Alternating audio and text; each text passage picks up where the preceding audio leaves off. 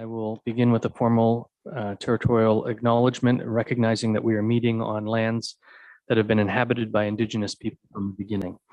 We respectfully acknowledge our responsibility to work toward right relations with the Indigenous nations and thank all of the generations of people who have taken care of this place for thousands of years.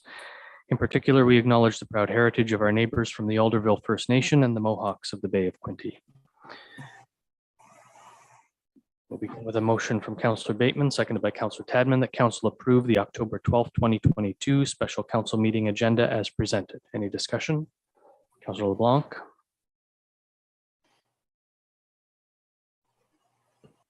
I was wondering if we could waive some of the rules and we always let the citizens speak last. And I was wondering if for this special meeting, if the citizens that want to talk about this report could speak first. I don't think that would be appropriate, but you could put a motion on the floor to do so. I'd like to put a motion on the floor. If I can get a seconder to allow the residents to speak first. So you'd like to make an amendment to the agenda so that question period appears where? Before tab 4. You want the people to be able to speak to the report before we hear the report. Well, they've already read the report because it's been online. Right, but we're going to hear a presentation from KPMG. Anyway, that's fine. Okay. If it's defeated, it's defeated.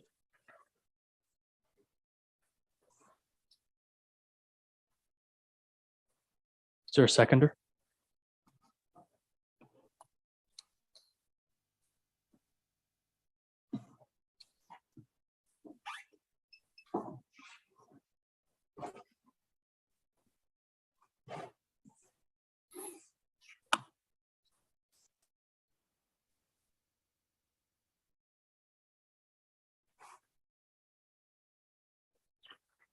So that the agenda be amended to move question period to number 4 on the agenda. That's correct.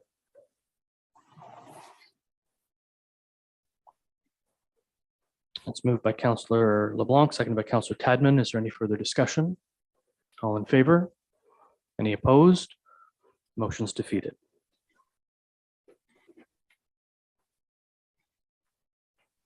The original motion still stands that we accept the agenda as presented. Is there any discussion? All in favor? Any opposed? Motion's carried.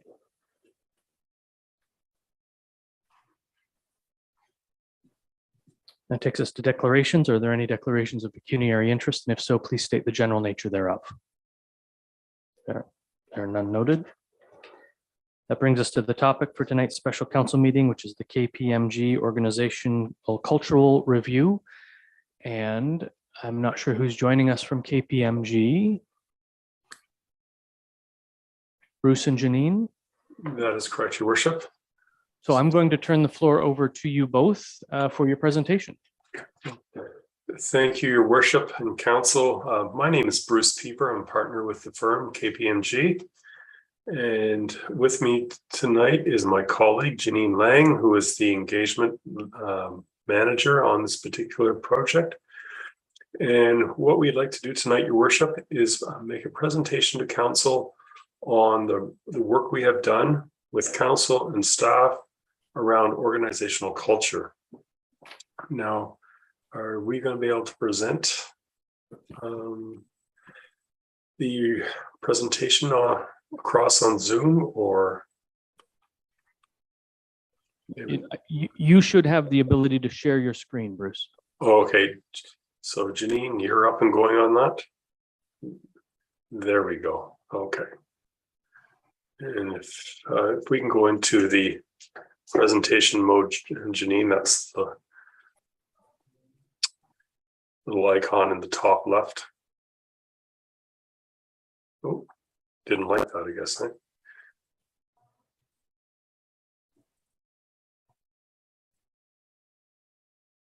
Sorry, you're on mute there, Janine.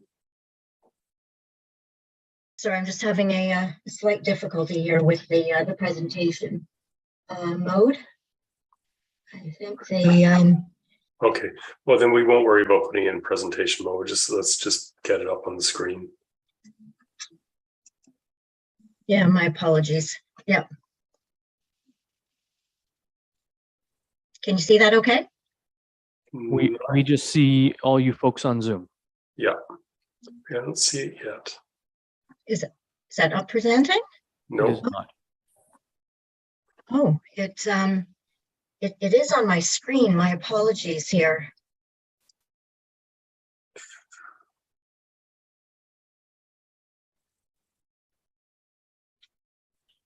We were seeing it, Janine, and then it disappeared. Is that right? Okay. There. oh, there we go. Is it there? There we are. There you Beautiful. go. Okay. Thank you, Janine. Okay. So your worship and council, we were engaged to conduct an organizational review of the municipality of Brighton. And the purpose of the review was to determine the municipality's desired cultural vision, as well as the operating principles, strategies, and actions required to foster that vision.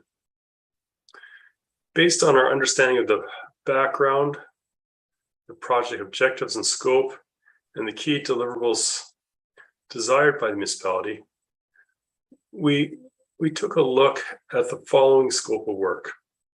So there is nine bullet points here, and I'll just go over them quickly, Your Worship.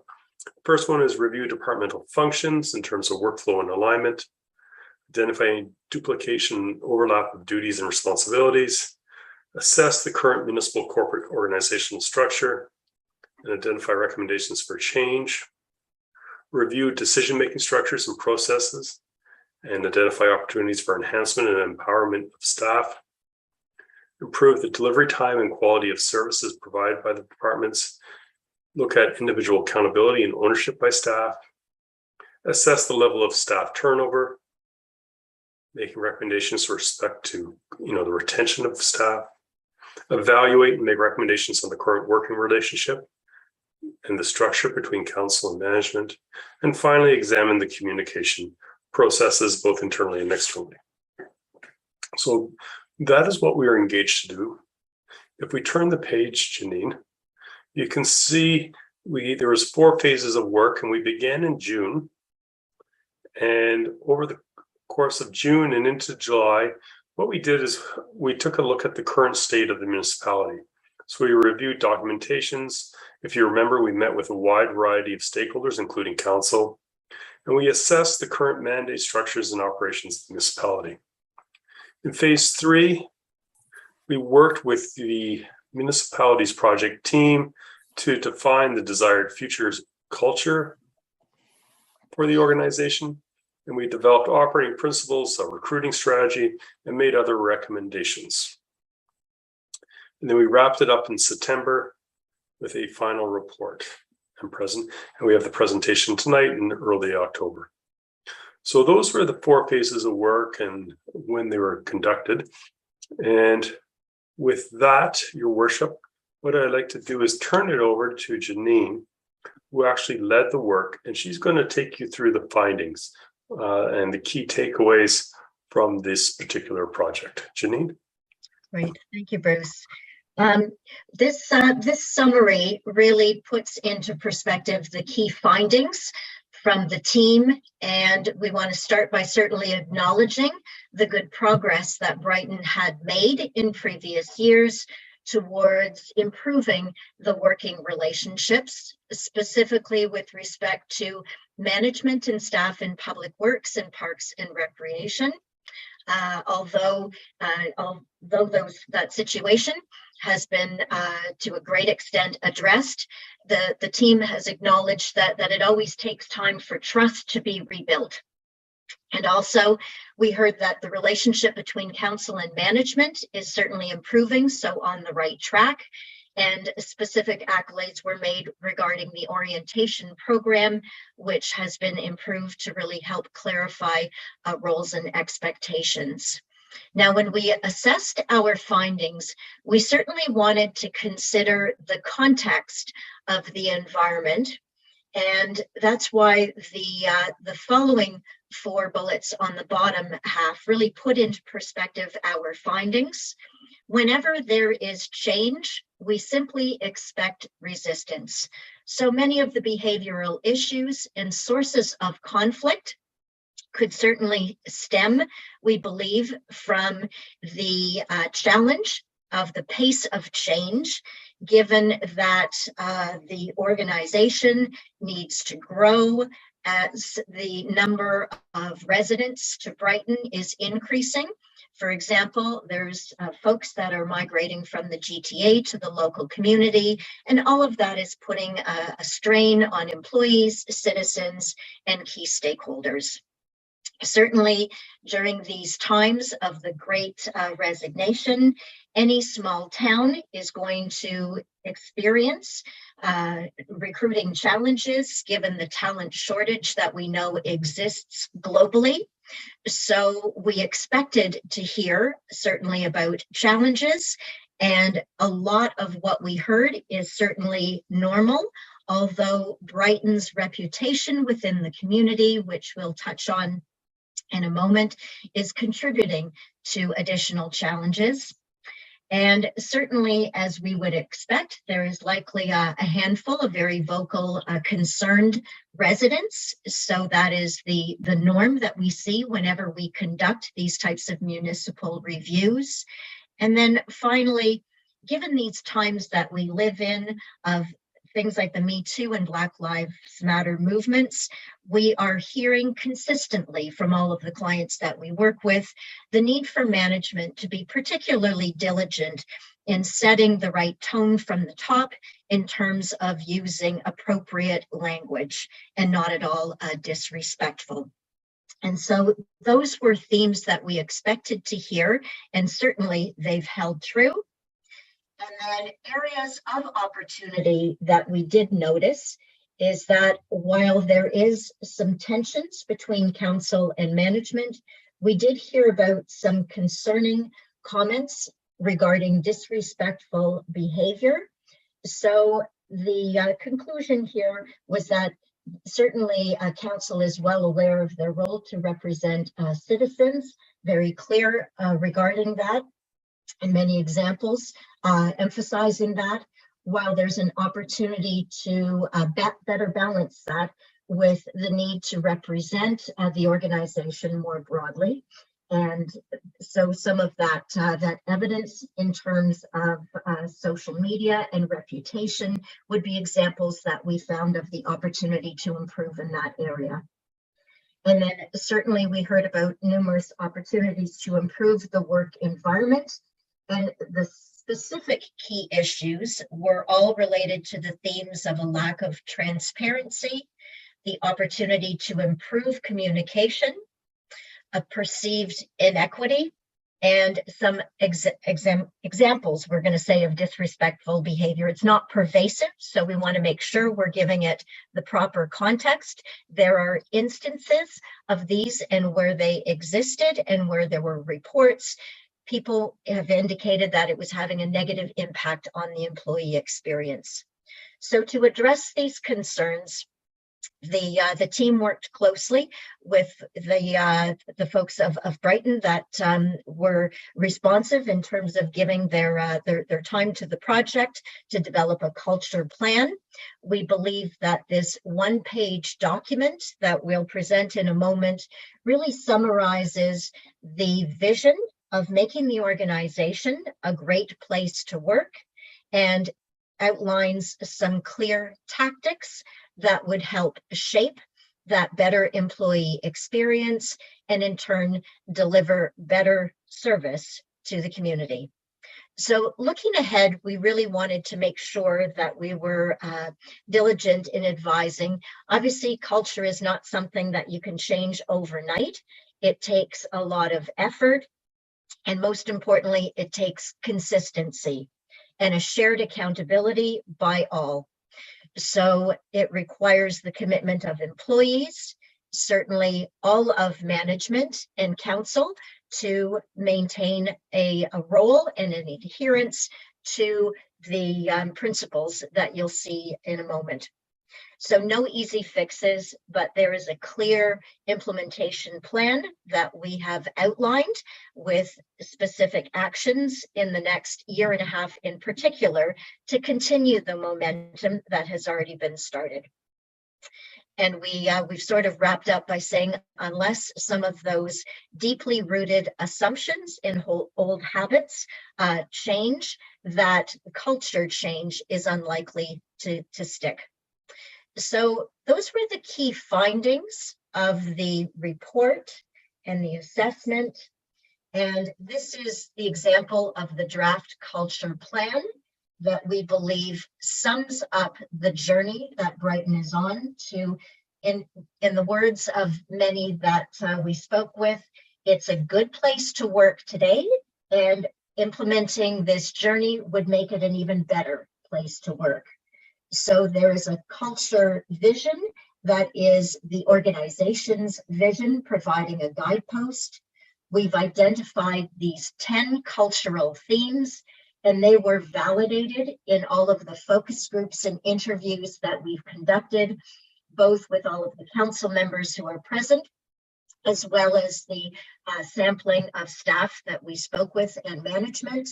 There's a clear set of operating principles and guideposts for how those cultural themes need to be lived. And these are samples of behaviors that are aligned and not aligned, because it's very important for each and every individual to recognize whether their behavior is modeling the new culture, or whether intentional or not, is undermining that desired culture. In other words, everybody's behavior needs to be aligned and some consistency towards driving that. There are a number of policy program changes that were identified, and those are listed under the talent levers. These were all recommendations that came forth in this analysis, both ideas that have certainly been generated from the staff themselves, but many leading practices that were also brought to the table.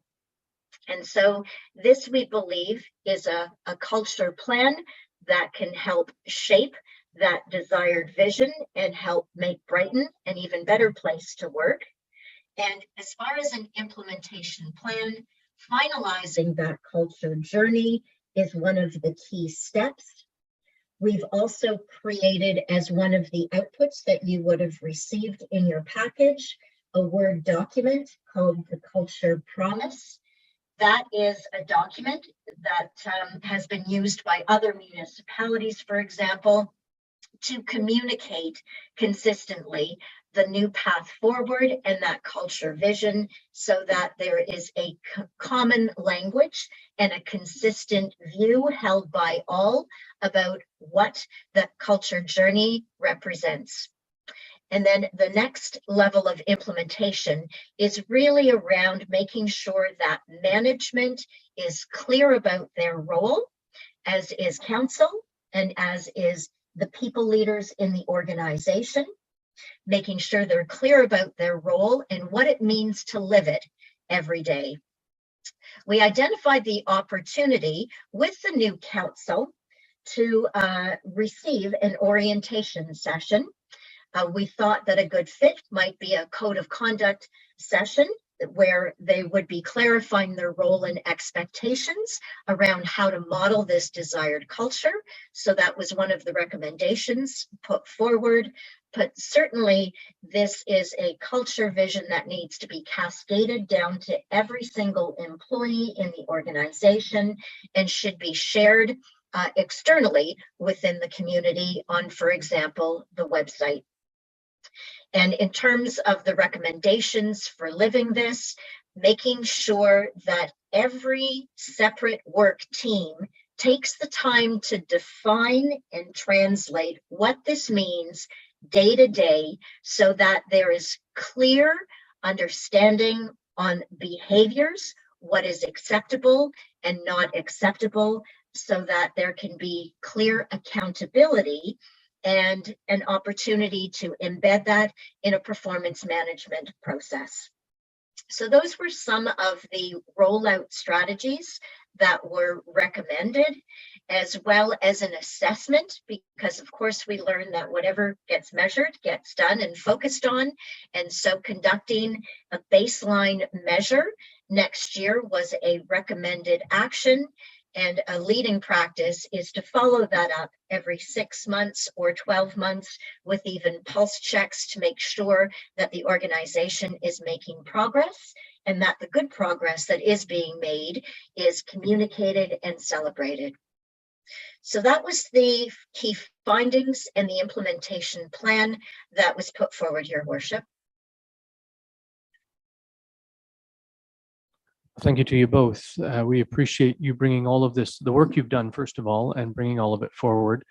I will open the floor to members of council for questions of clarification. But before I do that, I do want to point out that I did say to you during the process, and I've said in the community, I did not support going down this road. I do appreciate the work that you've done, and I think there are some good suggestions coming out of this and good ideas that we can implement for the municipality. So I do appreciate the work, and I do hope that the municipality is able to embrace the cultural plan for positive change, specifically for our employees who deserve those changes that need to be made. I guess my biggest concern is that about a dozen times in the report, you name council or members of council or a councillor, and yet we don't know who those parties are, and that's a concern given that we can't change the culture of the municipality without knowing where the problem exists, some of the problems exist. So I guess I would ask, would you be willing to revise this report to show us who the concerning parties are? Your Worship, typically we don't release in public forum names in this type of work. However, we'd be pleased to have a conversation with yourself and your CAO to discuss the report in a more detailed manner. Okay, folks. So I appreciate what you're saying. As elected officials, we aren't afforded the same level of protections that other people are, in terms of when we go offside, it's sort of expected that we'll be called out, and people certainly don't have trouble calling me out when I go offside. So it would be our want, I think, to know where this is. But I understand your reluctance. It's not an easy task to do. Deputy Mayor. I think it should be the choice of council whether or not the names are revealed. And I think it should be a vote of council like everything else. I have no problem being with those names being revealed. Like you said, as members of council, we're not protected in the same way that staff should be. Thank you. Would it be better? Would KPMG be more comfortable if we went into closed session to discuss this? Yes, Your Worship. I think that would be, if council wishes to discuss this further, it might be appropriate. What does council think? Councillor Rowley? Thank you, Mayor. I think all along that was kind of something that I thought would maybe happen before. I understand that this needs to be a public document. After all, it is paid for by the taxpayers of Brighton. I had hoped and I thought that it was in the contract that we would have a discussion with KPMG and council before this was released to the public. So I am certainly in favor of that. We would speak about it in closed if that's the will of the rest of council. Thank you. Councillor LeBlanc? Thank you. I have a question for KPMG.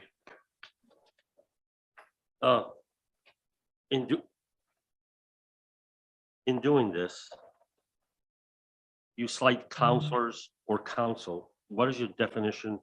I don't usually when I look at a report, I see definitions. So are you using the definition of council as is in the code of conduct for the municipality of Brighton? When you say council? When we refer to council, we're referring to the elected officials of the municipality.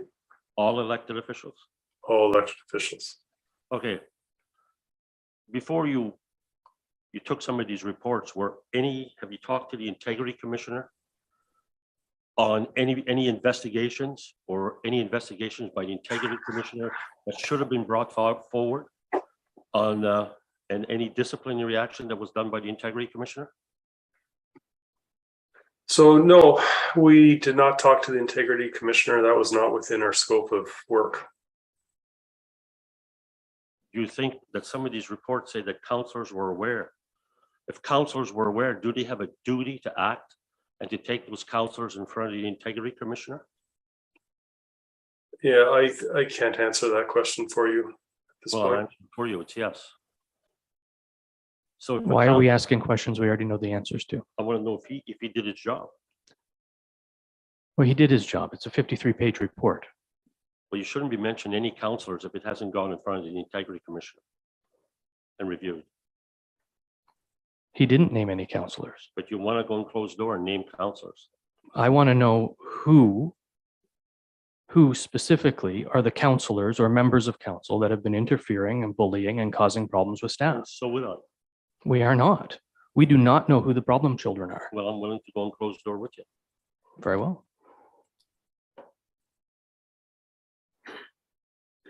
Madam Clerk, I'll need the section of the act. The council proceed into closed session to discuss a personal matter about an identifiable individual as permitted by section 239(2) of the Municipal Act. Is there a mover? Deputy Mayor Connect, seconder. Councillor Rowley. Is there any discussion?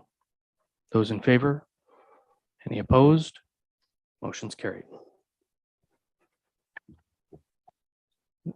We will proceed into closed session now. Yes, we'll take a 10-minute recess while the chambers is vacated.